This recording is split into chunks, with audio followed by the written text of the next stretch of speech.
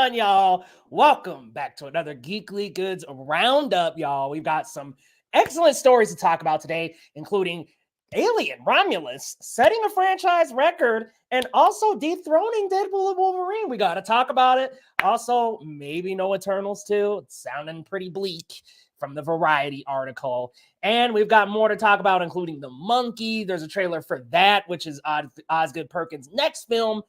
And Kraven the Hunter dropping a trailer at midnight. Guys, I cannot wait to talk about all this and more, but let me get my co-hosts in here, starting out with Ileana. What's going on, Ile? Welcome in. How are you? I'm good. I'm hype. I'm ready to chit and chat about the movies this week. To chit and chat. Me Yes, too, sir. man. Yeah, Lo will be joining us very soon, y'all, but we've got Daniel Cassiano. Let's go. What's Hell up? yeah. Good to see you. What's going on, cousin Braylon? Good to see you, man. All right, let's get started with our first segment here. We've got you.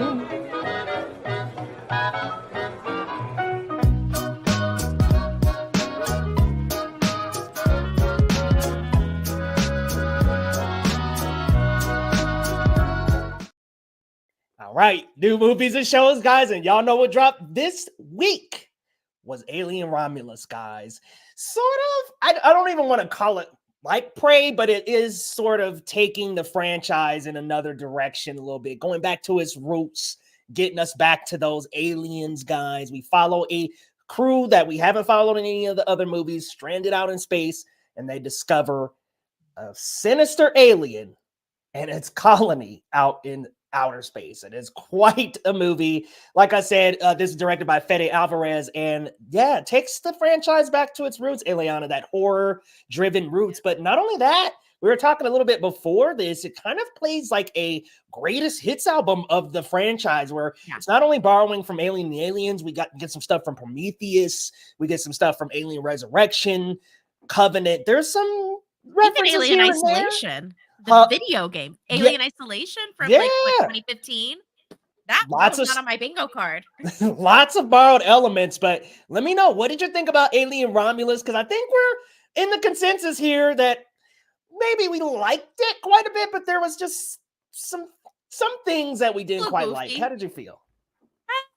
Was really, we were talking about this right before we went live. I was really vibing with it in like that first act. I really like the visuals. The visuals were really grand. They felt very, there was definitely a sense of grandeur with the cinematography in that first act. I was like, okay, this is really setting us up for something, pardon the pun, otherworldly. Like, I feel like we're taking this story into, it doesn't have to be an entirely new direction, because I feel like we got that a lot with like Prometheus and Covenant, where we had like an entire lore drop basically for this universe. And I really enjoy Prometheus before that. I find it, as silly as some elements can be, I find it really narratively rich.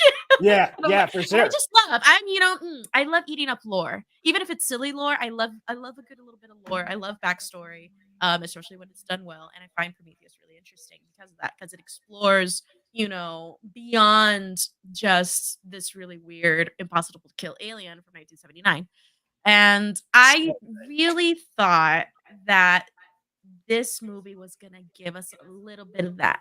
But, a nice mix of going back to basics with being a survival space horror, survival space creature feature, which it was for sure. It definitely delivered on those elements.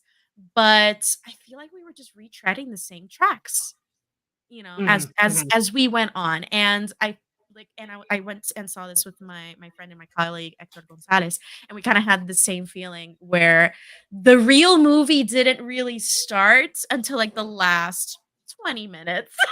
Right, because it was like I had said, it was like a greatest hits track of all of them. It was just borrowing so much, but to the point where it even felt just like Alien Resurrection. I mean, we're hitting the same beats. They're in the water in Alien Resurrection. Like, there's so many similar things that I'm like, all right, we've seen this before. Give us a little something new to munch on. Even though I did like a lot of the characters, especially Andy. I mean, David Johnson. Yes. I'm not going to dive too much into spoilers, y'all, but David Johnson, the way that he kind of plays this duality in his character, because there is a sort of program that is programmed into him sort of halfway through the film where his protocol changes from that. And then we see this drastic shift in his personality that David Johnson just plays so well. I mean, I was like, okay, he played the kind of timid, shy David very well. But then when David got that reprogramming, like this man just came to life and was like, all right, we got to keep it moving. Oh, that person just died. Yeah, good.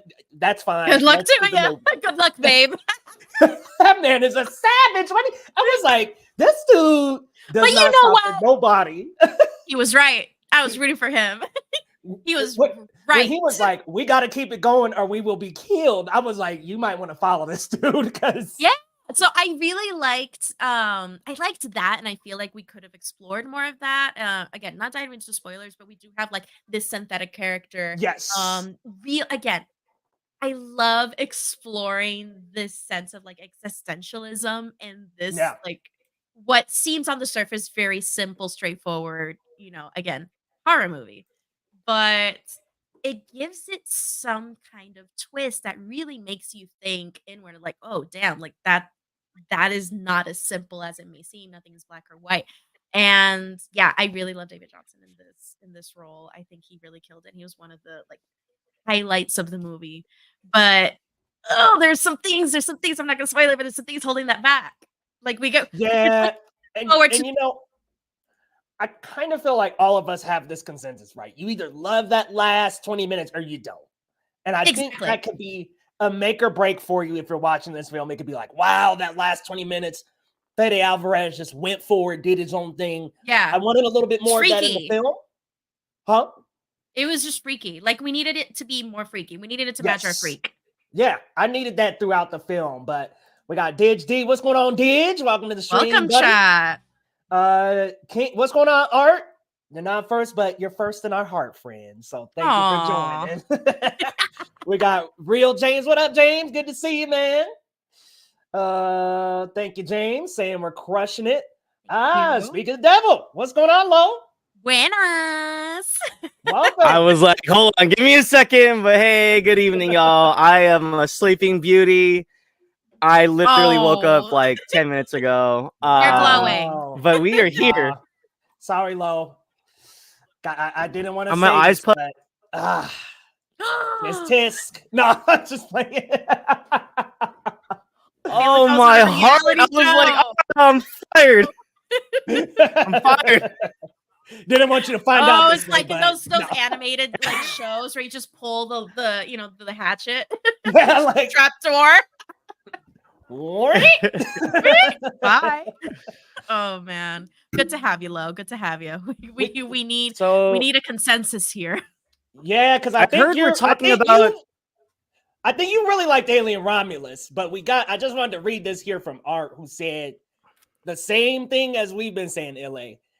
The first 2 to 3 acts, amazing mix of aliens. The last 20, he says, is horrid. I don't think it was quite horrid for me, but I think we kind of all agree, at least us three, that last 20 minutes. But Lo, let us know, man. What did you think about Alien Romulus, bro? What were your thoughts? Yeah, I don't know. Honestly, I really enjoyed it from like top to bottom. I didn't think like sure, okay, we're in the same universe. Obviously, there's like a lot of like subtle callbacks to aliens, the cult mining colony that we saw.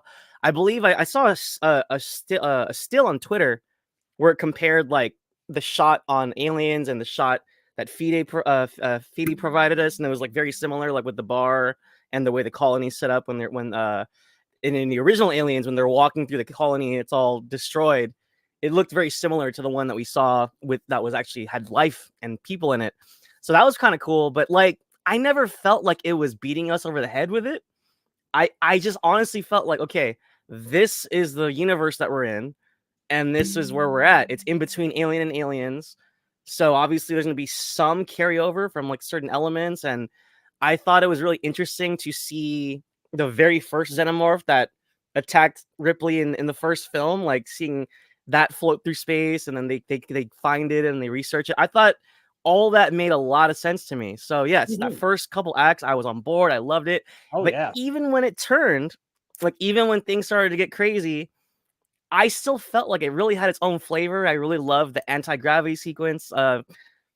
If you don't know what that is, cool. You know, I didn't mean to. I hope that's a very, very minor spoiler. Spoiled, but I know. loved it too. I loved it That too. was so One good. of the Yeah. yeah.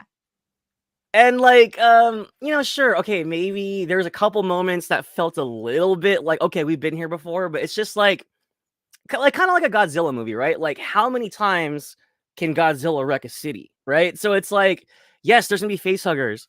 Yes, there's gonna be xenomorphs, you know, creeping in the shadows and stuff. So it's like, I thought that the way he presented all that stuff to us was very fresh, exciting.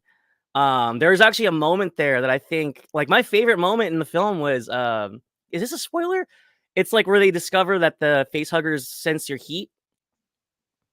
A little Your bit. body But heat? it's in the trailers. That's in the trailer, right? Because I remember I'm trying to visualize the scenes. Yeah. So it's like that particular moment. I thought that was really, really cool, like to set up tension Giving Predator and to kind of like yeah, that shit was tight. giving Predator, yeah, hell yeah. I mean, a little bit, but I mean, like it was still fun. Yeah, and I think the setup, especially the way that David presents it, he's just like, yeah, be quiet, be calm, and let's go. Like, Andy is so damn good, man. Like, yeah, hey, David Johnson. Yep, David Johnson. Great, so good. Great. Really loved. Honestly, I really liked the whole cast. I mean, minus the New Zealand / Aussie cousins were kind of like, yeah, a little much. Yeah, they were a little much, but at the same time, like I thought everyone was great. Isabella Merced, Eileen Wu, they made their scenes count, especially Eileen Wu, who wasn't really in the film that much. I thought she was great. Really yeah, but she served her purpose at the very least. Well, she left she made her mark. Yeah, she did. Absolutely.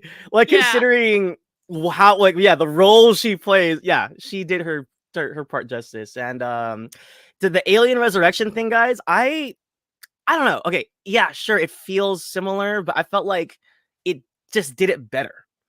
I felt like everything about that scene played out way better than it did in Resurrection. And Resurrection's the bottom of the barrel, guys. Let's admit that. And Alien 3, I'm like, we can shun those to the back of the line. Right. No. Yeah, and like, so I honestly, from top to bottom, I really enjoyed it. And it kind of caught me off guard too, because I feel like the way that they did it in Romulus versus the way that it happened in Resurrection, this is way more Fede Álvarez and way more like, holy crap, like this is happening. Like, no spoilers, but like when it's happening, you're just like, oh, okay, they did that. Like, they did that. So they went there. Yeah. And so, from top to bottom, I really liked it. I think there's one particular line that I think a lot of people are rolling eyes or cringing and stuff, and it's like, I just thought it was all in good fun. What was this? Andy's line. Yes, that's the line. That is exactly what I'm talking about. I was like, I didn't cheer. I didn't like jump out of my chair, but I was like, okay, like I liked it. Works for me. Yeah, I thought it was very appropriate. Very appropriate. So, especially coming from him. And also, again, like, I'm trying not to spoil, but it's like knowing his mission objective, his main directive, like Wally, like that works for me. That's his directive.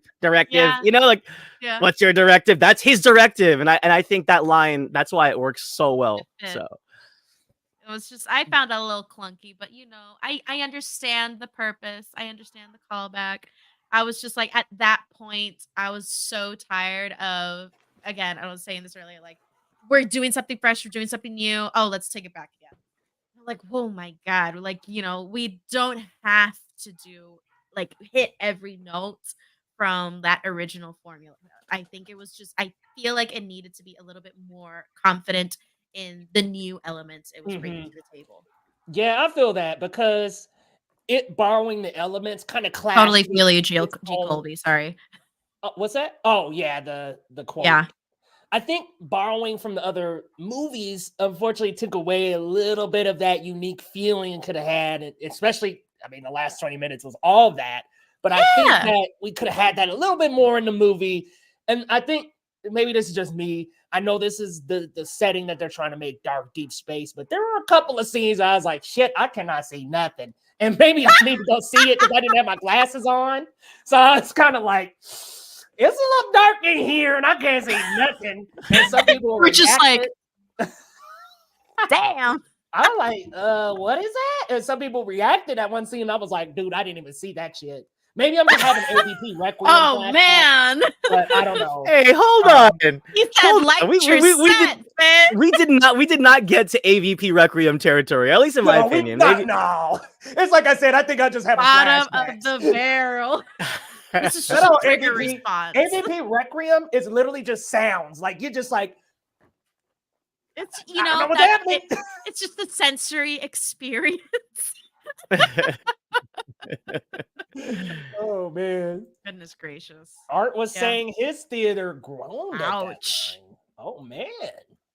Yeah, my theater laughed. My theater laughed at quite a bit. And actually, let me add, guys. Like, it wasn't all roses and sunshine. I'll admit, the deep fake. Yeah, resurrecting of a certain actor. I think. Look. Okay, so I heard the family signed off on it, which is great. That's good, which is great. However, like, okay, I liked seeing the character, and I felt it felt like that's a natural progression from the first Ridley Scott film. However, it's just something about that doesn't feel right to me, and I didn't like it when Tarkin happened in Rogue One. Right, and I love Rogue One. I love Rogue One, but there is something about that just that doesn't feel right. Like I think this is the route for the future. I think this would be better.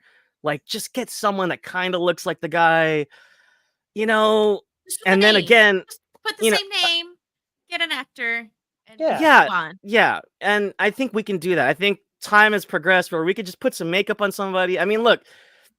Back to the Future Part 2 is a terrible example because Crispin Glover actually sued the studio, but they got a guy that looked like Crispin Glover to play Marty's dad in Back to the Future Part 2 because Crispin Glover didn't want to come back. So again, with permissions and with as long as it's okay with family members, I think that's the best way to do it. But that is such a weird line to just be like, hey, you remember this guy? He's not alive anymore, but we use technology to recreate his likeness. That was really kind of off-putting for me. It takes you out for a second. It's creepy and not in this is a cool horror movie way. It's creepy. For sure. This is dystopian, and I'm now I'm no longer immersed. That kind of vibe. No, and that's my main complaint. It takes you out of the movie. I'm not even I wasn't thinking about the movie. I was like, oh shit, R.I.P. Didn't Ian Holm die? So that was my main issue there. And I 100% agree with you in just cast somebody that looks similar. I mean, we did it with River Phoenix. He was young Indy in Last Crusade, but then we go to the next, with the latest Indiana Jones movie, and we're like, yeah, we're going to de-age Harrison Ford. And it didn't look too bad until he started moving. And you see kind of old man body, young face, and you're like, why can't we just do like they did back then? I know we got the technology, but just cast somebody that looks alike. I think we can suspend belief. And I think this is something, it's unrelated, but it's related for my point here. I've been watching Foundation. I don't know if y'all have heard of it. It's an Apple TV series. It's pretty good. Yeah, I've heard of that one. So the plot is you have Lee Pace as this emperor. And he is this emperor has been emperor for 400 years because he keeps cloning himself. And at all times, there's 3 clones.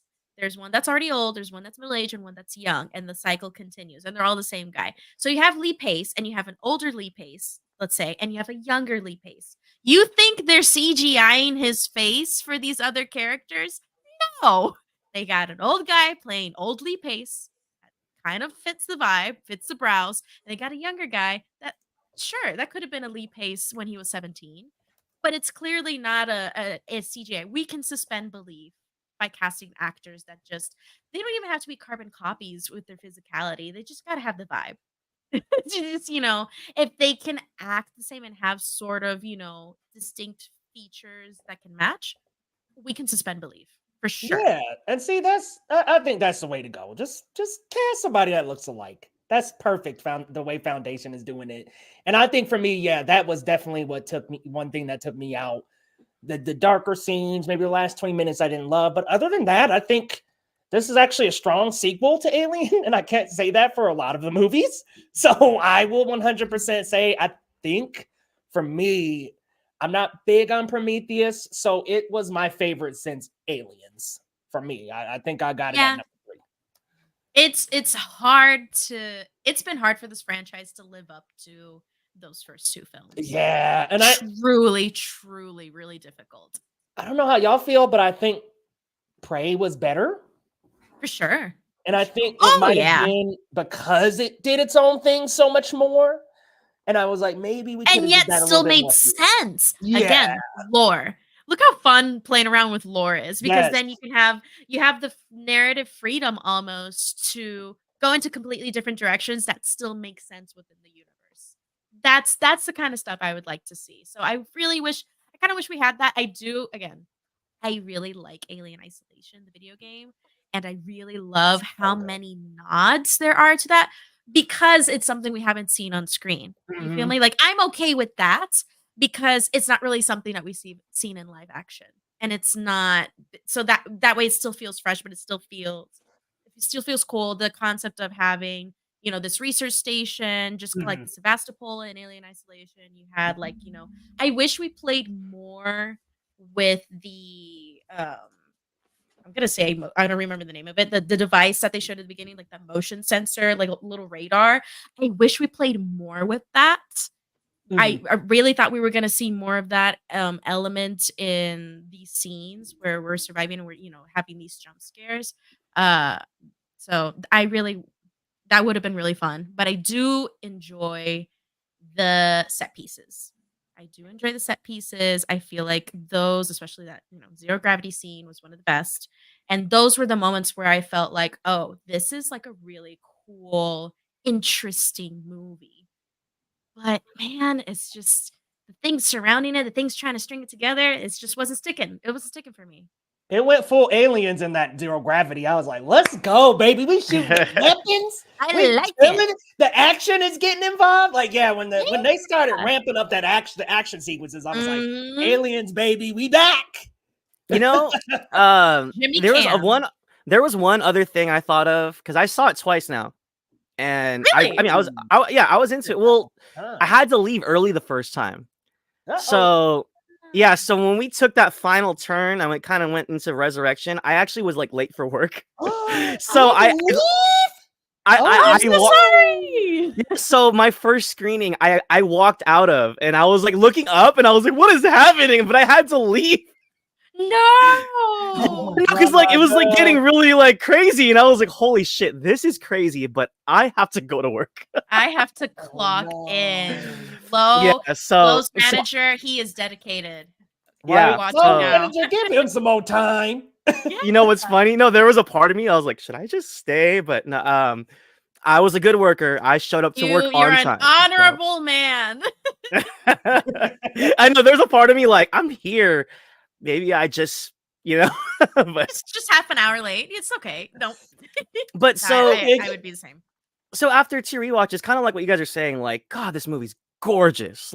Oh god, just beautifully shot. Shot composition, the sets, and amazing. A lot of the practical stuff is really, really cool. But I think my other complaint was especially just kind of knowing Fede's other films like Don't Breathe, obviously the Evil Dead remake. I kind of was hoping for a little more chase from the xenomorphs in a way, like a little bit more stalking. I know there was a moment where one character is kind of trapped and we're like, oh my god, you're stuck, but I kind of wanted a little bit more terror, there's always that moment, for example, at the end of Alien when Ripley when Ripley's running and the sirens flashing and then the corridors are tight and she's freaking out. She's trying to find Jones the cat, and there's a moment like that I was kind of hoping we would have had just a little bit more of oh my god, we gotta run away from this thing, you know? Like they ran away from the face huggers, but I would have liked a little bit more chase from the xenomorphs. So. Because the xenomorphs looked awesome. Like I love the practicality of the effects. They look gruesome. Just the imagery in this movie is just very disgusting and gruesome. And when we get to Slimy. the xenomorphs, I'm not gonna lie. yeah, and when I felt queasy. It got when he me took there. one of the cousins up into the little nest,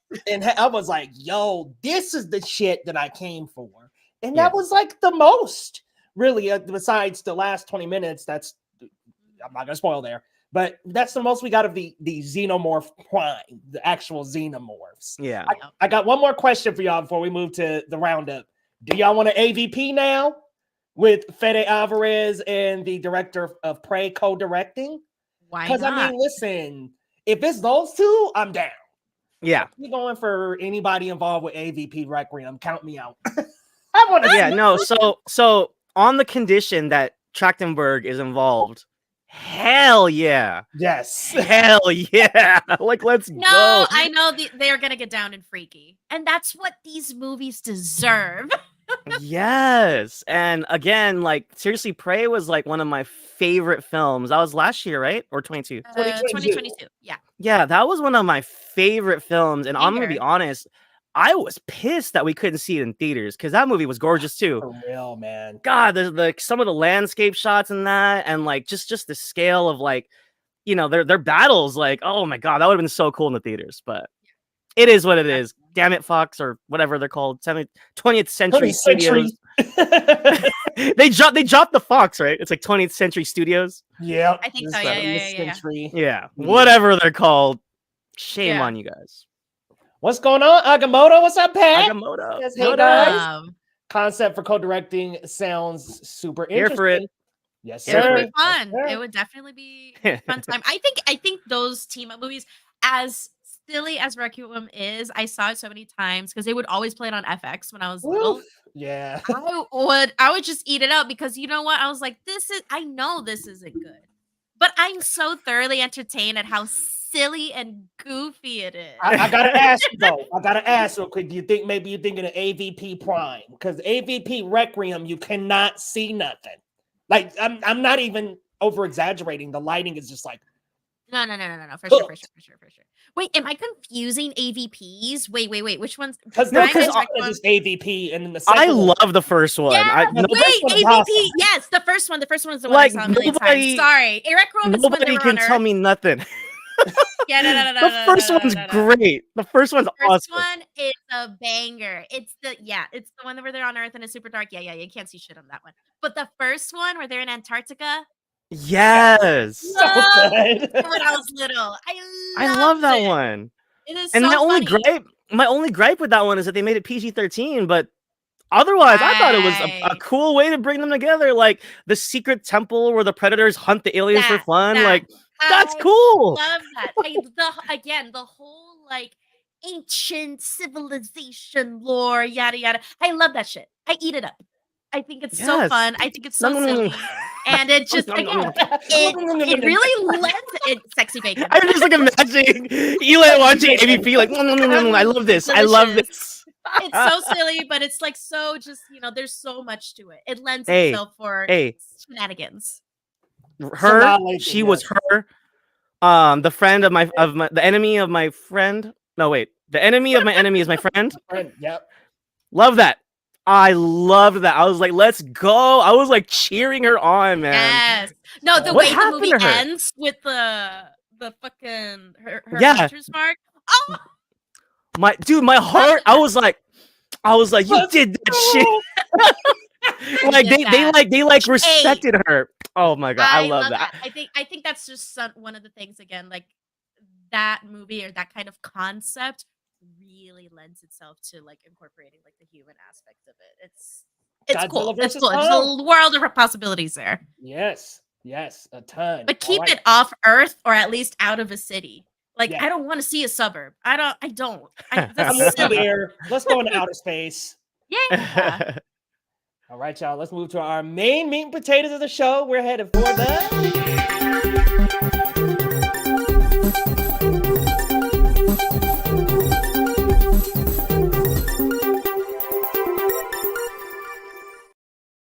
All right, y'all. All I'm gonna right. pass it over to you, Lo, but I'm gonna be right Yes, back. I gotta sir. go grab something.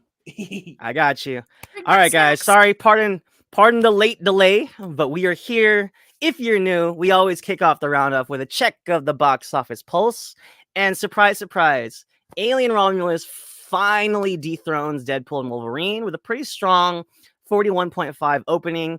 Worldwide, they hit over 100 mil already, which I think is pretty cool, especially for a horror film and especially for an R-rated film. Because, like, let's be real.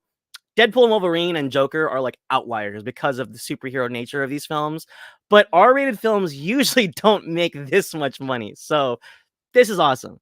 Deadpool and Wolverine drops to number 2 with like 29 mil. I mean, totally worthless. Like 29 mil. That's nothing. Deadpool, yeah, Deadpool and Wolverine. What are you guys doing? Pick it up. No, I'm just kidding. This is like their third weekend. So No, it's just gotta Is be. it it's the been fourth? longer than that. I think Okay, so. fact check me, please, I got Queen you, I got you, Elaine. got you. It ends with us. Hold strong with 24 mil. The bibliophiles are still eating up this domestic abuse. Oh my goodness. Leo. No, we lost him, guys. He's getting I'm the one he's with getting the hand on eggs. the airlock button right now. Yes, no, we need to freeze the tail. We need to freeze the tail before it lays the eggs. Oh, that's so wretched.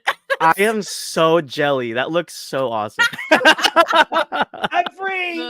Good Lord. And then he disappeared again.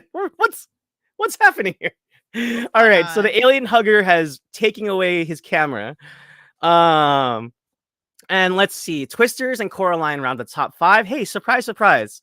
Coraline has been re-released in stunning 3D, and they had 9 mil, which is pretty good for a re-release of a very wonderful picture. So hats off to Laika Studios. We will be talking about them more later. But let me toss it down to Leo now that you're alive. Any surprises here with the box office? I mean, like, I'll be honest, I didn't think Alien Romulus was going to dethrone Deadpool and Wolverine, but I think in terms of the way the numbers were split, this is definitely like kind of like things are starting to slow down a little bit. I think kids are getting back to school. Yeah. But overall, any surprises here in the top 5? First off, G. Colby. Nasty. Naughty. Yeah. Wait, hold on. Do you guys remember that scene where the one dude was like fighting it off and it stuck it down his throat and he was like, ow. I was like, Yep. oh my. No, Oh my I saw that God. shit. I looked over to my friend. I was like, "This is horny." Right? This is was like, no, horny. like my thought was like it like went in and out, and I was like, oh. When it was just like sliding in and out of that the mouth. Yeah, I was it went like in and out of his mouth, and I was like, that's suggestive. Like, Sir, Fede Álvarez, I'm in your walls. I'm telling. I'm sorry. God. I'm sorry, Leo. Back to the box office. Back to the box. That's hilarious. Alien Romulus, yeah, I'm not too surprised that it dethroned Deadpool and Wolverine, because Deadpool and Wolverine, we're 4 weeks in now, it's like, Okay. all right, it's So it's the 4th week. Okay. came and went, and not that people aren't going to keep on rewatching this thing, but eventually it was going to slow down. Once it hit that billion mark, I knew it was like, okay, we've already got to our 3rd, 4th, some of us 8, 9 rewatches. We're already kind of out, to that rewatch. And we've already gotten enough watches out of that. I feel like Alien Romulus is the cool new kid on the block. A lot of people really liked it. It had great word of mouth. Even though I was like surprised to see the cinema score at B+, I was like, oh, I guess I was expecting A- territory just because of how people were talking about it. But it's got good word of mouth. A lot of people are enjoying and feeling like they don't have to watch the whole franchise to watch this one. That's another good thing that lends to Alien Romulus. You don't got to watch all the other Alien movies. Easily marketable. Yeah, sure. it's very easily marketable. It's kind of like, hey, like maybe you've never even seen Alien, but you can come and watch this and you can still understand it. So I definitely think it lends to the word of mouth that spread for this one. Yeah, that scene was a lot, dude. Cool to see Coraline get on the top 5. I'm like, okay, Coraline. That is That's awesome. And I'm not gonna lie, I wanted to I see might, it. It was sold out. Thank Oh, you. I might go. I gotta double check my theater. I might go after this. Like, I want to watch shit. it again. So. The Gots in Puerto Rico like came out. We showed up, and I was like, "Oh well, I guess I'll go see Alien tonight then." Let's It was go. one night only. It was here. At least it was here. It was like one night only. It was just Thursday night, and it was. Oh, okay. You love to see packed. it. Well, yeah, But they still, were yeah, packed you. out then. Yeah. Now, hold on. I gotta ask y'all. Do you think it's the drama that's keeping It Ends With Us carrying a Oh, little? 100%. It's a publicity stunt. tea. People are nosy. People It's the are Blake so Lively nosy. tea, ain't it? The Blake For sure. Lively Bart. What's that man's name? The director? Justin Baldoni. Justin Baldoni. Yeah, it's that drama going on with them. I think that's got everybody 100%. like, let me watch this shit. It makes people That is- curious. People are sickly is- curious. That's such a mess. It's Mess. such a Yeah. mess. And honestly, I can't believe it made 50 mil last week, Leo. We were talking about this because it was just me and Eli. That movie made $50 million. Yeah. Like, I went to opening work weekend. on Monday. My coworker was like, Ileana, did you see It Ends With Us? And I'm like, no. She's like, I cried. It was so good. The plot twist. I was like, Jesus. Oh, I'm not the my God. target, honey. I'm not the target. I'm glad you had fun. You know what's I pretty really bad do. about that? That whole phrase is that it was a plot twist. I'm like, this should have been advertised about the movie. We shouldn't be having this look like get the girlies and let's go watch this with a little bit of wine. Like, nah, they did not market that well. I find it out of touch. Yes. You know, it's funny that you say they didn't market it well, but it's making damn near close to $100 million already. So No, I'm saying They I market don't it even to mean their own necessarily. damn interests. I don't mean necessarily That's- that the marketing's not Yeah. pushing the movie. I think it's just not pushing what the movie's about well. Like, it's right. like, And ooh, also, I this is think about a DB. lot of I that. think the marketing gives you that. Yeah. I think a lot of its pull. Me and Eli were talking about it last week. I think it's the people that read the book too, because I have a friend of mine. Book She was talk. telling me, she was like, "Oh, they made this movie about this book, and it's coming out. And I know you don't like that kind of stuff, but I'm into it. I'm gonna go with my girlfriends." And I was like, "Cool, God. Cool. God. I had no idea what she was talking about, but she knew. Yeah. So she was the audience. So Yeah. Talk is There's definitely a huge. target for everything. Yeah, absolutely. yeah, Eli, what about you? Any big surprises for you from the top 5? Not super. You know what? I have to say, I think the biggest surprise is Coraline, but at the same time, no. At least here, I knew it was a huge success because, like, everyone knew it's like, oh, I'm gonna go see Coraline, and I wanted to catch it, but it was between Coraline and Alien, because my friends were planning on seeing Alien on Thursday, and I was like, oh well, I would love to see it in a group setting, and then when Monday rolled around, and I was like, oh, actually, Coraline sold out basically almost everywhere. So I thought about it too much. I really did. And you know what? Good for everyone. I think the thing, I think it's that. I think people really love that movie. It has a cult following. It does surprise me that people showed up despite it being 3D because I don't find 3D attractive. Like I just Laser. don't care for 3D remastering. Hey, Laser. Our number Brothers one and OG sisters. fan. Yes, What sir. number is this? 50, 55, 56? He's it coming, near baby. 60 on us. We're almost on to 60 if we haven't made it to 60 yet. But yeah, But, you I know- think that's the big twist here. But honestly, I love that people showed up for Alien Romulus, despite like how I feel about it. My Yeah. theater was pretty packed, Yeah. and people vibed with it. People had fun, whether they loved it or they hated it. I could not tell. We were laughing at the same time. I think this is another case where film Twitter is kind of blowing it out of proportion a little bit because For sure. everybody that walked out of my theater were like, yo, like there was a lot of Yeah. hype. Yep. And it's so cool to like walk around amongst casual people, just hear them like, dude, what was that? Did you see that? Oh my God, that was so like, there was people into it and there's like people like, oh my God, I was so scared. And it's like, you got to imagine like maybe some of these Gen Zers and maybe some of these like, This these, is like, their other intro to Alien, Yeah, for sure. like some of Yeah. these people really, they don't know what these fan services are. They don't know what the homages are and they're vibing for the first time. And I Yeah. think that's really cool. And I think that's something that I Yeah. think Evil Dead did before too in 2013, just kind of introducing these people to a world that they probably don't know about. So Mhm. Good night, cousin Braylon. Thanks for coming Hey, good through, night, buddy. sir. for tuning Thank you for in. joining us. Always a pleasure. He got his jalapeno poppers. Okay, ladies. Hey. Well, you gotta share. You gotta share with the class. Yeah. Hook us up. All right. He also just a quick- loved Alien Romulus, which I think speaks directly to your point, Lo.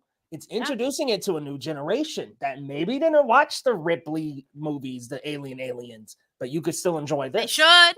Definitely now. For sure. And if this motivates people to see like these incredible, to me, film history classics. Yes.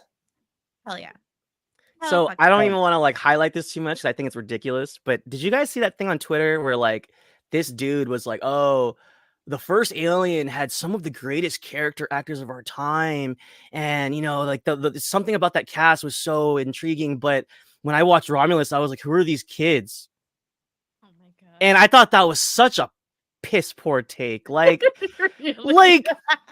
like, and then like someone in the comments was like, "Oh, we're sorry, these cast doesn't look like a bunch of truckers or something." And it's like, sure, that appeals to someone from 1979 or like, you know, OG heads who know who Yaphet Kotto is. Mhm. But I just thought that was such a piss poor take, especially because David Johnson and Kaylee Spaney are such good actors. And like, it's not dude, their first movie. I'm sorry. This is like- not their first like high profile film. No, and Kaylee, honestly, she's 26. Like, she's not like some tween. And it's like, I don't know. I like the new cast, and I like this like idea of like they want to get away from the situation they're in. They're stuck on a terrible planet, and they want to see the sun. So They have nothing to lose. They Yeah. they gave us like this gang of young characters. I say gang, but like gang in a Goonies way. This gang of young guys that just don't have anything to lose. So it makes the motivation even more believable. For sure. Exactly. no, honestly, I was really on board with the whole setup. I really liked that the way The they set setup everything up. works. The setup does work. It's just how we carry that execution. Oh wow. Bold take, Mr. Assembly Tony cut. Chappie. Yeah, well, look, Alien 3 is an acquired taste, I think. And you either vibe with its nihilistic, bleak, depressing outlook on things and the Yeah. grimy nature of it, or you don't. And I'm in the middle. Like, I don't hate Alien 3. But Assembly cut is far better, I will say. yeah. I didn't even know about an assembly cut. God, Oh, dang. really? Yeah, Well- it dropped in 03 and it was like an extended and revised version of Alien Yeah. 3. Dang. That actually doesn't have Fincher involved, and I was like, oh, Yeah, well, my fade's not involved, and this cut's a little better. But that was early Fincher. Like this is Yeah. Fincher. We all got gotta start somewhere. Fight Club, pre all that. Like yeah, and also it's like he had such a bad time making this. He really disowns that movie. He didn't like he didn't want to be a part of the assembly cut, but what they did was they did use some of his notes. So they did kind of like follow what he was trying to do. So that's why it's not called a director's cut. They call it the assembly cut. assembly cut. Interesting. Yeah. Interesting. Okay. But yeah. Let's dig into some more other stories of the week. Hats off to Alien Romulus and Coraline, and also shout out Twisters. They just dropped to streaming, and yeah, they're still hanging on. Top 5. They made like 9 mil. It wasn't double digits, but people are still coming out for that movie. Lee Isaac Chung. Perfect 40x. It's the perfect Hanging in 40x there, flick. man. Hanging in there. Yeah, I salute Lee Isaac Chung and Daisy Edgar Jones. I really like Twisters as well. So Me too. Very good. I had a hell of a good time. all right, y'all. The Sony superhero universe without Spider-Man continues to roll on. Kraven the Hunter released a brand new official trailer. And look, guys, I'll be honest. I haven't seen Madame Web or Morbius. I have no interest to. I don't know if I want to succumb myself to such things, but I will say this. There's somewhere in this Kraven film, it feels like there might be a good movie here. And what's interesting is when this trailer started, I was like, huh, it doesn't look too bad. And then the trailer kept going, and then I was like, oh, they're about to Sony this one. You know, I think Aaron Taylor.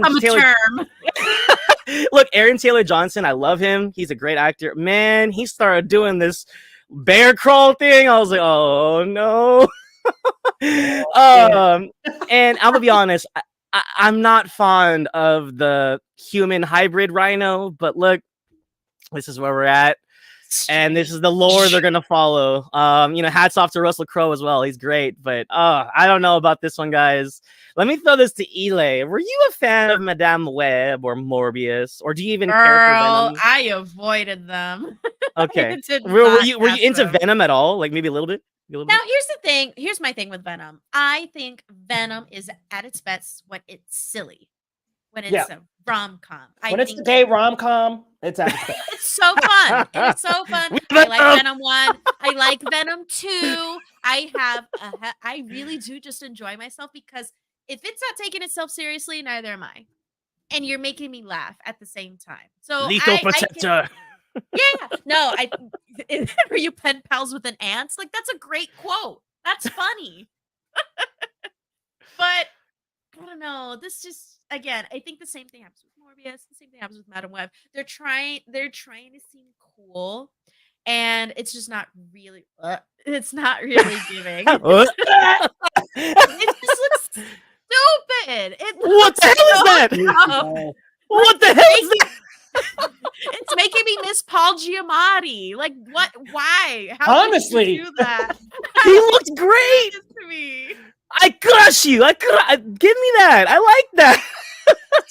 It's just so weird. It feels like a Fortnite character. Like, man. Hey, look. Lasers saying it's Walmart. Look, Sony. Great value. This is the facts right here. This is your audience right here. How about you, Leah? Are you feeling this human hybrid Rhino? He's supposed to be a guy in a suit. So let me be 100%, y'all. I think Kraven the Hunter looks like the best of these that we could get so far. But we got to about this. And I'm watching the trailer. I'll admit, I was like, okay, listen, man, I'm kind of on board with this cut. And then we get to this part. And I was like, it was like early, y'all. So I got out of bed to react to this trailer. It's like 2 a.m. I don't even notice Rhino's face. So I'm like reacting to the trailer. I'm like, oh, this looks pretty good. And then I go back and rewatch it. I paused on this. I was like, what the hell is that? What the hell is that? Like, what in God's name? It just does not have to look that bad, man. And I know that the origin of Rhino is kind of back and forth. Sometimes it is like experimenting for him to become this way. Sometimes it is a suit. We could have just went with the suit, man. Like, this just looks so bad. Like, it just looks stupid. Like, it looks overly goofy. It doesn't look good CGI wise. I'm like, man, no.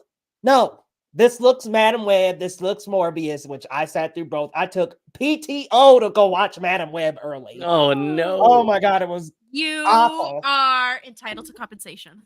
I was like, this was not it. But anyway, I don't wish this to happen on this movie. Okay, I don't wish for any movie to bomb at the box office because people work on these, and it takes a crew of nearly 100 people to make these things come to life.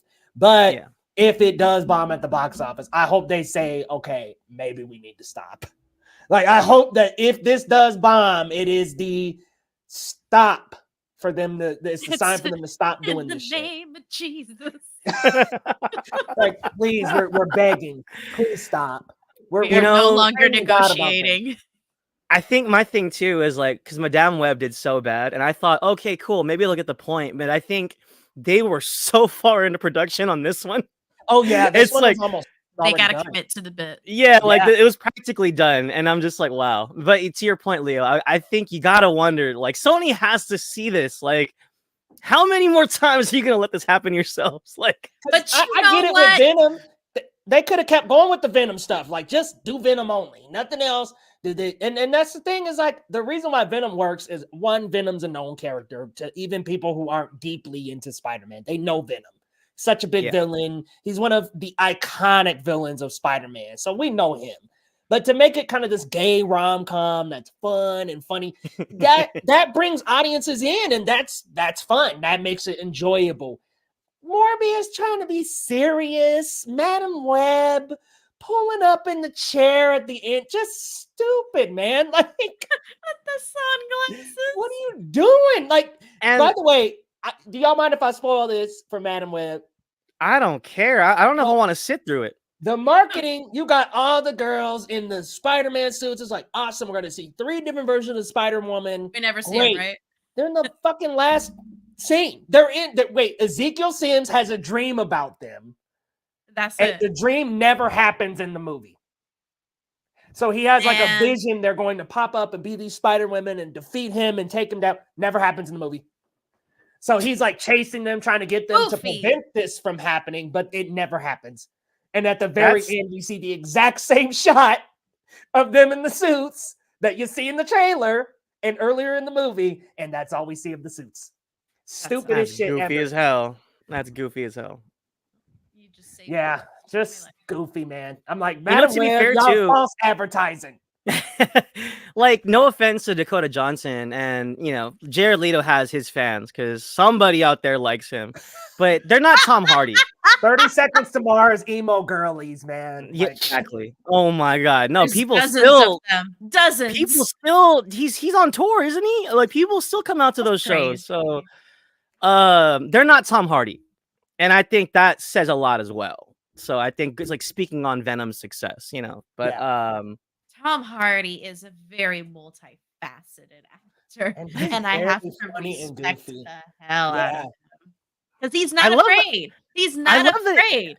I love that he's so committed to it too. Like, he even mentions like he has a good time doing Venom. So I love it. I love I don't know if this is a real quote, maybe it's fake news, but I love that somebody asked him if he would ever, I think it was like kiss a man or something in a movie. He's like, I'm an actor, so naturally I'm a little I like that Laser called this out. This is twice now. They've totally misled their audience. So silly. Yeah. Where we just do not get what we see in the trailer. Annoying. Goofy, annoying, silly. Jacoby said 30 Seconds to Mars still has fans. I don't know, man. They're still in the studio? Oh, you know what? No, they are on tour, and I'm gonna be honest. Look, don't hear what I'm not saying. I kind of want to go, but the only reason why I want to go is because AFI is opening. But after AFI, I'm going home. After AFI, I am going home. Get a cheap seat. Don't spend too much money on that just for an opener. No, but look, AFI is one of my favorite bands of all time, so it might be worth it. But I'm not staying for that bull. So. That's a great time. No traffic. You just get out. You don't have to pay that much in parking. You're good. All right. So I think the consensus here, we don't want this, right, guys? No. Ugh. Sorry, Aaron Taylor Johnson. This might not be the vehicle for you. We need to talk to his agent because he is too good to be wasted on stuff like this. Girl. Tony Movie Chappie has a really good comment here. At this point, just let Lord and Miller be the head of all of the Spider-Man movies and shows. Yeah, they've been killing it with the Spider-Verse. Let them be like the Kevin Feige of the Sony Marvel stuff. That should have been their plan from the get-go. Not Amy Pascal, because as we can see, she's just like, pump out this villain movie. We want El Muerto and we want this and Amy Pascal is too corporate about it. Way too corporate. Entirely too corporate. She saw and the as Venom a corporate marketing like, girly, real recognizes real, and I see you, bitch. Here's my thing. This is what I think. This is my theory about this whole universe. Then we can continue. My bad. I know we're dragging this one out. I think they really wanted them to all meet up, be a Sinister Six, just like the Suicide Squad. They wanted it to be El Muerto, Morbius, Madam Web, Kraven, Venom, and then Vulture. All getting together and being like a little Suicide Squad team up. This isn't official. That's my theory.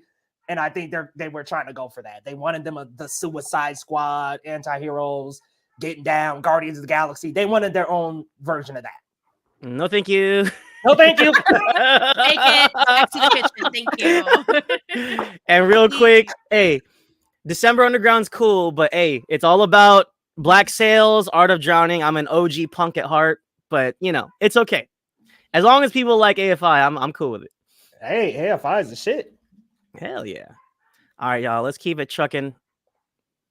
Oh, this one hurts my heart, guys. And I actually wanted to preface this with saying, like, you remember in Logan when Laura and Logan were like arguing in the car and she's going off in Spanish and she's like, Rico, Delilah, and she's like naming all of her friends, like, oh no.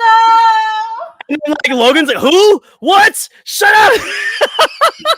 Like, this is gonna be me, guys. This is gonna be me, like, at Marvel, like, Icarus, Makari, Druid, Tina, Cersei.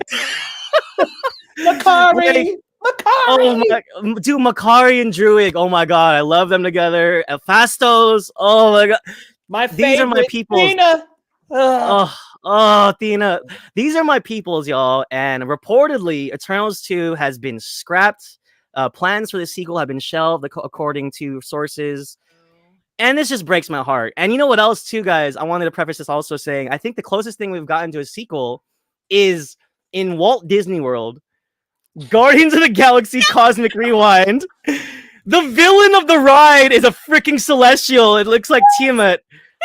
That's the closest thing we're gonna get to a freaking sequel, and I'm so mad.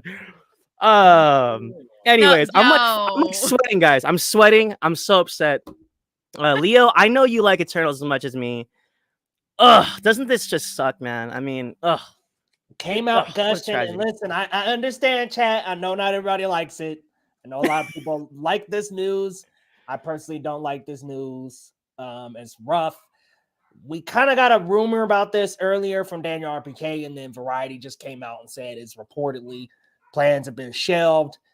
I gotta say, I'm very disappointed not only seeing Thena and Fastos and all these characters come back, Cersei, all these people come back in a movie. Maybe they'll be popping up in other places. I would love to see another movie. I want another movie. It's also disappointing because Dane Whitman, who was played by Kit Harington, now he's supposedly like, I don't think I'm coming back to Marvel or having a major role. Blade pops up at the end in voice only, and that's the only thing we've seen of Blade. It's just been a mess with the Eternals and Blade. I mean, it's just been rough. And so to have that open ending like that too, with Cersei being blotted up by the Celestial and we don't see what happens, that's just super disappointing. It also took them forever to get back to Tiamat, who's apparently going to be in Cap 4. So It's just like so disappointing. Like so disappointing to not see this world back. I understand why people didn't enjoy it and really didn't like the movie as much. Could we have at least maybe done a show then? I mean, could we have tried the show format, limited series, 5-6 episodes? Kind of a House of the Dragon kind of a vibe. Because I feel like the visuals of Eternals could have, if it would have worked better for the audience as a TV series, because I do understand that, yes, it's a lot of characters, but we were talking about this earlier off air. Like, we also have a bunch of other team up movies. We've never seen the Guardians before, and everyone loves the Guardians off rip. You know, Civil War had like a shitload of characters that were also on screen for the first time, and nobody cared. But I digress. If it would have worked better for the audience as a TV series, it definitely could have been like, a House of the Dragon or Rings of Power vibe, where we still had these incredible visuals. We still put, to work efficiently that big budget for the movie into a series. And we could have had, these capsules with each character if that's what, the audience was looking for. And I think that would have worked as well. I don't see a huge problem with it. But I honestly still think that in the bigger picture, Eternals is still such a solid movie to me because of what it was trying to say. I love that it wasn't as black and white as a lot of the superhero genre is. And again, it was just trying for something real. Not even something new, just something real that this universe, this audience just wasn't ready for. Yeah, no, absolutely. And I think those themes of your purpose, and then when you realize what your purpose is, like how you feel about it. I thought that was very so religious, very existential. Yes. Like I thought about this movie for a long time after. So not to mention to have the kind of the mole on the inside, the one who does stay loyal to the vision even though it's bad. There's this kind of question of morality. Do you follow the path that was forged for you, even if it's a bad one, or do you diverge from it when you figure out? To what lengths are you willing to go to follow your God? Yeah. That hello? Crazy. Hey, Chloe Zhao was cooking, y'all. She was cooking and y'all sent her back to the kitchen too early. That's all I'm saying. J. Colby saying there's worse MCU projects: Secret Invasion, 100%. agree. Dark World, agree. Incredible Hulk. It is worse than Eternals. Incredible Hulk, though, I've rewatched a couple of times recently. I'm kind of like, hold on, I might be swinging around on that one. It's a fun one. Well, let's not put him in the same group there. I thought Incredible Hulk was fine. I like Eternals better, but it's not. Incredible Hulk's not a bad film. No, I rewatched it last week, and I was like, hold on. They cooked with the transformation scenes. They really did. They cooked. Way better than Ang Lee Hulk. Ugh, don't even. Girl, I don't even want to hear about no damn Ang Lee and Hulk look, ever in my life. I know a lot of people give him flack for being funny in She-Hulk, but I loved Tim Roth as Abomination. I loved how he was like obsessed with like trying to be better and like even as a human, he was such a good actor. Yes. And I loved how he like had a little bit of the serum, and then he was like doing like crazy stuff, and then he was like looking at him. He's like, "Is that all you got?" I was like, "Dude, this is my freaking guy right here." Like, he was like bucking up to the Hulk, and listen, he should have died when the Hulk slapped the shit out of him and he was flying into that tree. I was like, "Now how is he not dead as hell from that?" The Hulk said, "Child, please." Bah! I was like, "Wow!" Give him the backhand of doom. Oh my God, Lord. Oh man, but like I said though, like I really liked his bravado because his whole thing was like, "I'm the best and I will be the best," and I kind of love that about him. So for sure. Hold on, Arthur. Hold on. Yeesh. Dark World better than Ragnarok. So I kind of understand what Thor fans of the first movie. I understand what they mean by some of the philosophies and some of the Shakespearean themes from Thor, those first couple movies, it getting lost in translation and Taika stuff. I just thought Ragnarok was just the best, man. Like, it was funny. I felt like Hemsworth got to be more of himself, but I'm digressing, y'all. Like, I'm sorry, I'm going off on a tangent. No, you're fine. You're fine. Hey, you're good. It's a valid point. And I think Ragnarok works on so many levels. Like I liked like the different elements there. Like it brought us back to Earth for a second, like just to give Odin his farewell, and then we end up obviously with the Grand Master of Jeff Goldblum. I feel like there's so many things here. Like it's not just a comedy joke. It's still a tragic comedy, which is still, I don't know, pretty Shakespearean. But I get it. I understand. It's not classic Thor. It's not, pure OG Thor, which I get is what Kenneth Branagh was doing. And now I will agree with Arthur. I do want that stuff back in 5. I kind of, man, if we could just get Robert Eggers to come and do like a Viking style, like hardcore, kind of darker little Thor. Northman moment. Thor versus Hercules. A what? A little like the Northman, or like Robert Eggers is the Northman, like Viking style little moment. I love. I know. Eli's like thinking about Chris Hemsworth on the side of a volcano, butt ass naked. I got to see you. No chicken yet. You thought you were slick. Yeah, she wants that bacon. I want that excellent cinematography. Look at this shit. Why not? Why not, Caleb?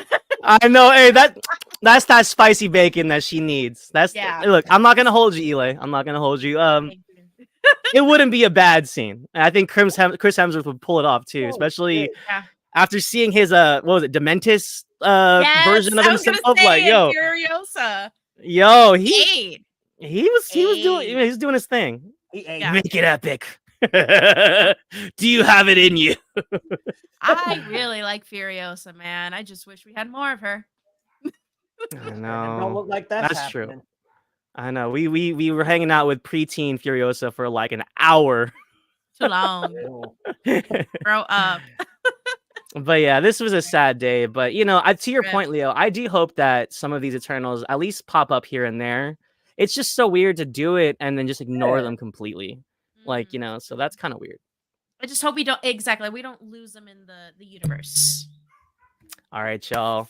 Osgood Perkins is the horror man of the hour. His next film, The Monkey, has released an official teaser. And by the way, Longlegs has crossed 100 million total. Really? Yes, and that's huge for not just a horror film, for an indie film.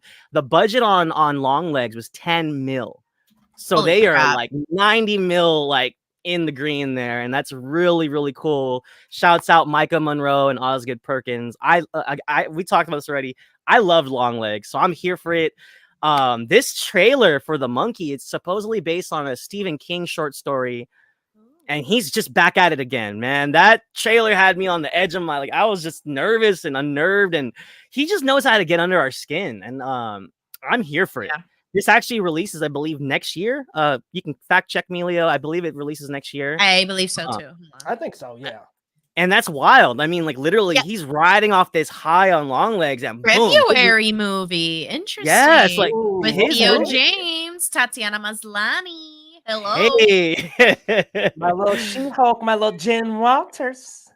But yeah, Leo, did you see this trailer? I saw it in theaters, I believe, for what movie was I watching? I saw it like a week ago. Did you catch this trailer?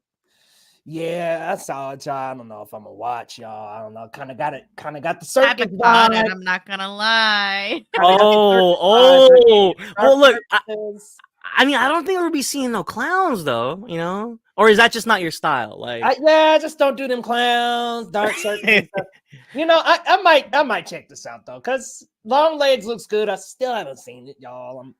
I know I haven't seen Longlegs.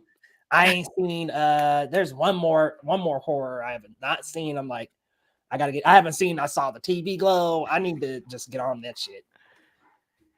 Leo didn't bring his long legs today. No. You know what? I did bring this. Oh! It's back. It's back. It's back. Run away, Eli. Run away. I thought I deleted that picture. I'm sorry, Eli. I thought I threw it in the can. Holy water. Let me go delete. Oops. The audacity. Don't like it. I don't like the eyes. Eli, did you catch this trailer?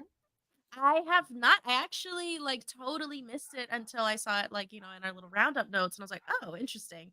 And I genuinely just totally forgot to see it. And you know what? I will just wait until the daytime, until I'm at work, and I'll watch it on my little phone screen. You need to be safe. And it just be like scary ass monkey picture, man. He looks scary. I don't like it. Hey, no, real talk. No, you stare at that monkey too long. You know, I was kind of getting the chills making this slide. It's all in it's the eyes. It's a piercing eyes. I think that's what's really unsettling about the imagery that Oz Perkins likes to use. He's no, he has what do you call it? Not style, but he has a preference. That's what I would say. Mm-hmm. Yes. Whoa, chat's going Interesting. off. Interesting to see such a quick follow-up. Not necessarily direct follow-up, but a quick turnaround for his movies, especially now that he's kind of the talk of the town for the genre, considering Longlegs' success with Neon. Is the monkey also from Neon's rated studio, or is it a different studio? That's actually a good question. Oh yeah, I was gonna say. I'm sure Neon is building a throne for Osgood Perkins right now. Kind of was it Paramount with James Cameron after. But to be fair, it's why not though? You know what I mean? Freaking 9 times your budget on your first film, or it's not first film, but first big hit, I would say. Look, we kind of passed the MCU stuff, but really quick, how do you guys feel about this? Like a God of War style Thor. And a teenage love? Huh? I'm not sure about that part. For battle. Oh, you mean like the child? Love the child. Oh, okay. The girl. Yes. Yeah, I was like, hold on, what? and then he takes her on an adventure to Valhalla. That sounds kind of fun. Okay. That sounds fun. I'm gonna be real with y'all though. Y'all gonna hate me for this. I would love a Thor versus Hercules. Hello, that's similar kind of like Godzilla versus Kong. I'm not saying as story bad as that. We need a little bit more story, but I want it to be kind of an event type of deal, like Thor versus Hercules. This is come see Thor take on the god Hercules himself. Like, I want to see something like that. Like, I want to see a god match. That's what I want to see. Showdown. That Go would be back to cool, return to especially. form. Hell yeah. You know, what do you guys think about this here, though? I think it's a combination of both. Arthur's asking what makes a Sure. horror scene more impactful, the sounds of the visuals, and I think the best horror films do a little bit of both. Like whether it's the score, whether maybe it's the sound design, you know. I'm I think gonna it's a little bit of both. go sound, and I say this because that's the way that horror was so horrifying back before we had CGI and visual enhancements. It was the sound design that It's definitely a really established multi-sensorial experience, but yeah, it's almost like because we can't do smell, because smell is like such a intense sense that we have. I think sound is definitely, especially with body horror, Yes. sound is the most important element. But I totally agree with you, Lo. Like if it's just, you know, in general, yes, I think they both should be in good balance. I think Nope is an excellent example of that because visually terrifying, but the sound design complements the visuals, and the visuals complement the sound design. Is just such a good combination of those two that I find that to be like in recent memory, it's such a good example. And also, I think, like to Leo's point, you know, some of the best jump scares of all time. If it wasn't for the sound, would we jump? You know what I mean? If Yeah. it wasn't for Right. The score. you know, or Yeah. the big thump, or the Yeah. big whatever sound they're hitting us with. Mhm. So yeah, I think I would maybe lean sound a little bit, but I think you have to have a marriage of both. Yeah, can't you just gotta have one. have both for sure. But I'm here for it. Osgood Perkins is a director to watch. He could be the next great one. Hey man, See? it was Ari Aster until he made that Beau is Afraid mess. Yeah. That's and easy. you know, and speaking of horror directors, one of my favorites. Look, hate him or love him, James Wan enjoy has him. his style, and James Wan has sauce. He is Stop. currently developing a modern remake of Creature from the Black Lagoon. And if you guys remember from Aquaman, there's a lot of people clamoring for a trench film that he wanted to do, and that trench sequence in the first Aquaman is super intense.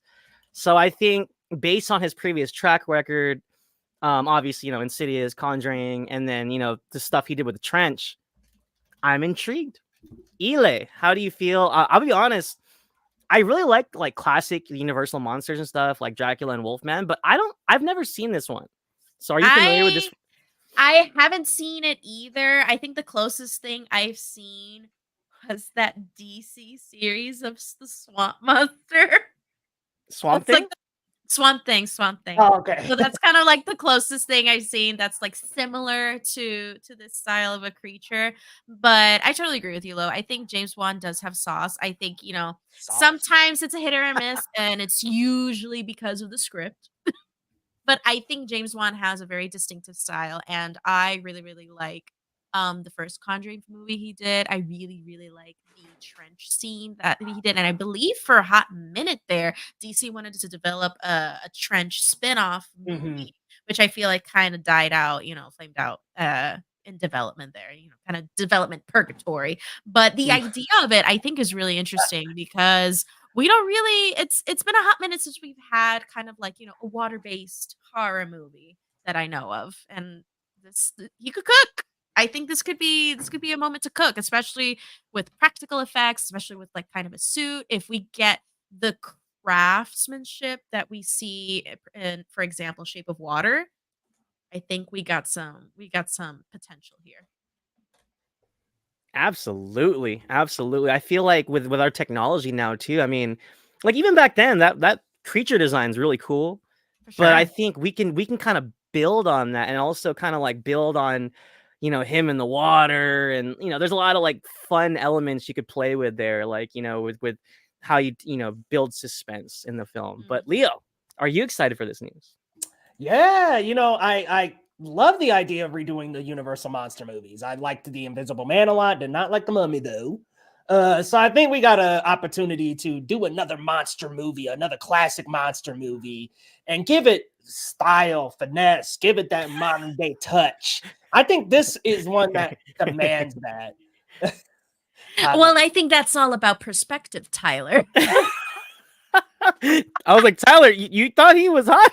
Listen, I'm the type, I don't like that old Shape of Water, but I get why people do. It's a beautiful film. Freaky as all hell. Oh It's man, horny, as you said. yeah, earlier. GDT was in his horny bag. What was that? What's that hand gesture she did? Just kind of whoop. I'll never forget that. It's been 6 years, and I'll never forget that scene. Good Oh Lord. man, yeah, that was a movie. I'm not gonna lie, I actually really liked it too. But when we get to that saucy stuff, it's Freaky. like, oh whoa, oh yeah, they get freaky. Yeah.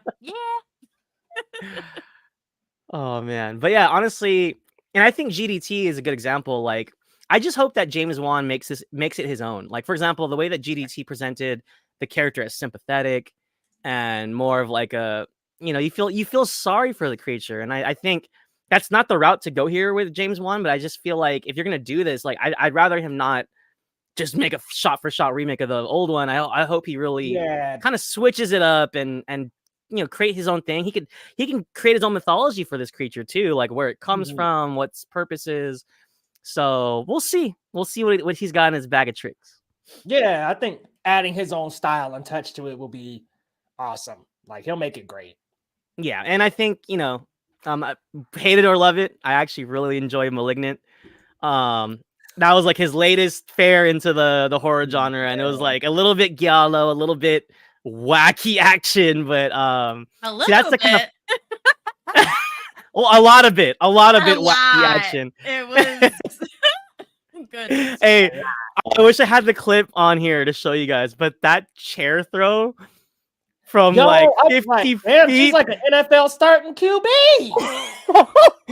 That was one of the funniest things I saw that year. Oh my god. And it was just so funny because like you thought they were gonna get away, and he was like, nope. Gabriel sound too. Really goofy. Amazon Prime wigs. Absolutely not. Okay. So that was you, Eli. You're not a fan of me. Malignant. No, I'm not a fan. I'm a fan of what he tried to do. And I'm a fan of what the movie represents for the people who like it. I love that for you guys. It's just, I am not the target. I am not the target. I was like, this is goofy. Very, very goofy. Very goofy. All right, y'all. Did you guys see the trailer for this? Because, oh man, I am out of my chair right now. Hold on. Okay. I was to say, Leo, could we pull this up? I know we don't want to get copyrighted, but it's really short. Yeah, I'm actually behind on this. That looks beautiful, though. But let me set the stage. Laika Studio releases its teaser trailer for its upcoming stop-motion film, Wildwood. And if you guys aren't familiar, Laika Studios is responsible for Coraline, Kubo and the Two Strings, Paranorman, the Box Trolls. They are just create these beautiful, beautiful stop-motion films. I haven't seen Missing Link, but their attention to detail and their storytelling with the stop-motion medium is second to none. I mean, Laika Studios is like pretty much they are the king of stop motion right now, and I love it. I am here for it, and this trailer in particular looks really, really cool. Never meant to go. So cool. The Coraline house. Places in the world that people were never meant to go. Hello? Dark forests where the trees hide darker secrets.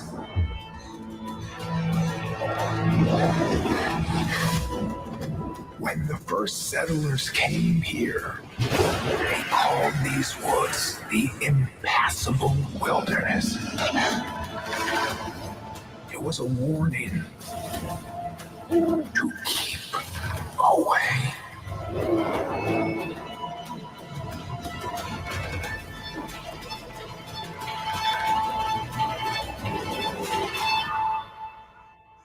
Love that. Let's go. Sign me up. I'm sat.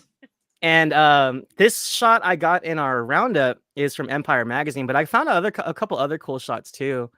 Look at the detail, like on her coat. I mean, this is just what they do. The florals. I actually saw another featurette on like the making of this set, and man, it's just so cool seeing them like put the little trees down and like fix her hair and stuff like that. It's so cool watching them work. This is really just a masterful craft. It really is, and I love to see it. So yeah, Here's I'm some excited. concept art of like kind of what we're getting into. It seems very mystical, very magical. You know, I'm here for it. I It's am giving so here for it. Twilight. Yeah, it looks good. It really looks good, man. Like we kind of need, also Missing Link is another good Laika.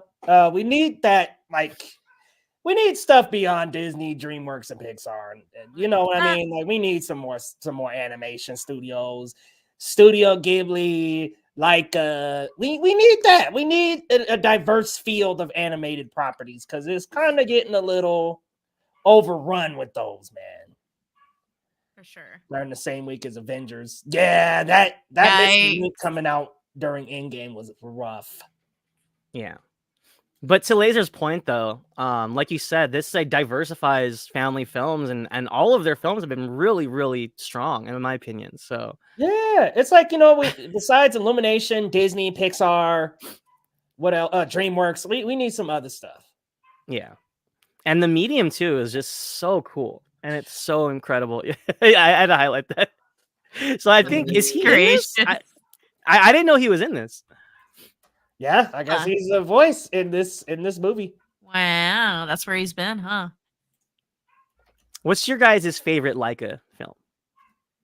Coraline for me. Yeah. I was gonna say I think it's I'm gonna Coraline be for me too. basic. But what I love Paranorman. Yeah, it's like fun. I love Paranorman. It kind of loses me in the third act a little bit. And the tone is it takes like a right turn and it gets really serious. Like, and there's nothing wrong. There's nothing wrong with that, but it's like, holy with how fun the movie is up until that point, it like comes to like a screeching halt, and then it's like, oh shoot, this is about feelings and real stuff. And I'm actually surprised you didn't say Kubo, Lo. That's Lasers. Yeah, Kubo's really good. Well, again, Kubo kind of loses. Kubo loses me like towards the end. Again, like they have a hard time kind of wrapping up their stories a little bit for me, but it's so beautiful.